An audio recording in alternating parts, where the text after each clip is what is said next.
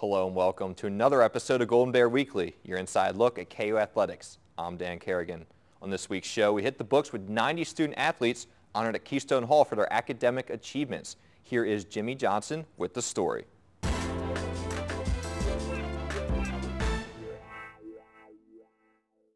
Keystone Arena was more than just a place to cheer on athletics Wednesday night. At halftime of the KU women's basketball game, a group of more than 60 of 90 student athletes who were named to the Fall Dean's List were honored. Well, it's a great way to honor, first of all, our student athletes, the student athletes that are doing it in the classroom, obviously, and still doing it on the classroom.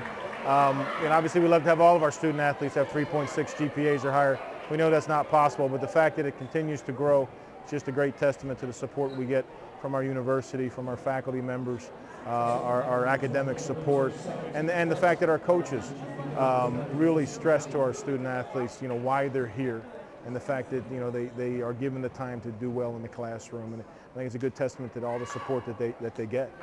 KU President F. Javier Ceballos was on hand for the ceremony, along with several KU dignitaries.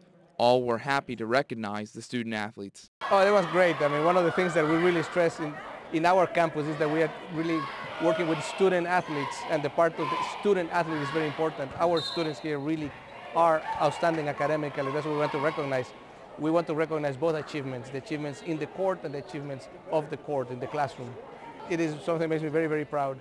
And I was very happy to have one of the deans and the provost and some faculty members here tonight specifically for that. So it's a great way to recognize what our students are doing. Sophomore track and field member Lynn Losowski, one of several students honored, also enjoyed the halftime celebration. I think it's really great. I think it says a lot about our school to have all the students and the athletes come together and be recognized. So it's a great feeling and a great honor to be recognized at the basketball game. Lynn also pointed out the keys to how her and her fellow student athletes achieved the academic honor. I think it takes a lot of time management to manage your time, because you spend a lot of time working hard on the field or on the track, and then you also have to go home after a long day and put in a couple hours of studying. So it takes a good deal of time management, but it's worth it in the end. The student athletes recognized at halftime represent 22 of KU's varsity teams, and KU will look to honor another large group of student athletes in the fall of 2009. For Golden Bear Weekly, I'm Jimmy Johnson. Thanks, Jimmy. Things are heating up on campus with winter sports gearing up for the postseason. To keep you up to date with the highlights of last week, here's John Leonard with his weekly campus tour.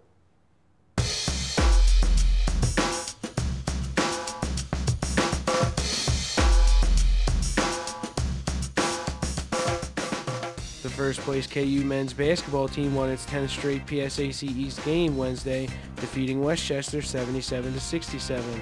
The win clinched the home playoff game for the ninth-year coach, Bernie Driscoll. Stephen Dennis led the charge Wednesday with 26 points and 5 blocks. Dave Benn added 18 points, including a clutch 3 late in the game, and Ryan Washington had 18 points, 9 rebounds, and 6 blocks. KU will go for a school record 22nd win on Saturday at home against Shippensburg.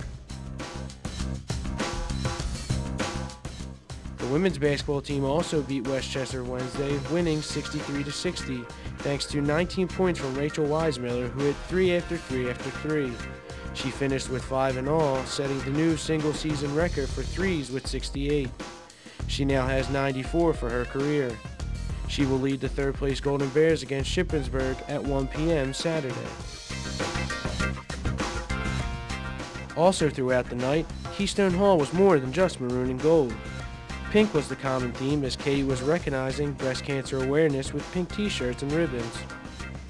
The players from the women's basketball team wore them during warm-ups, while coaches, staff members, and even Avalanche sported the pink shirts throughout the night. The wrestling team closed out the regular season with a win on the road at Shippensburg. John Palkovitz led the way, collecting a pin at 141 pounds in the 27-13 win. It's the Golden Bears' 10th win, the 4th time in the last 5 years that Coach Robert Fisher's team has had double-digit wins. And that's your weekly campus tour. I'm John Leonard. Thanks, John. I'd like to add that the men's basketball team has 2 crucial home games coming up. Shippensburg at 3 p.m. Saturday and Channing at 8 p.m. on Wednesday. Fans should pack Kutztown Hall for both events, as the program is on the verge of many milestone marks. Well, that's our show for this week. We thank you for tuning in here on iTunes U or YouTube. Join us next week for another episode of Golden Bear Weekly. And remember, you can always add to your KU sports knowledge by logging on to www.kubears.com. Have a great week.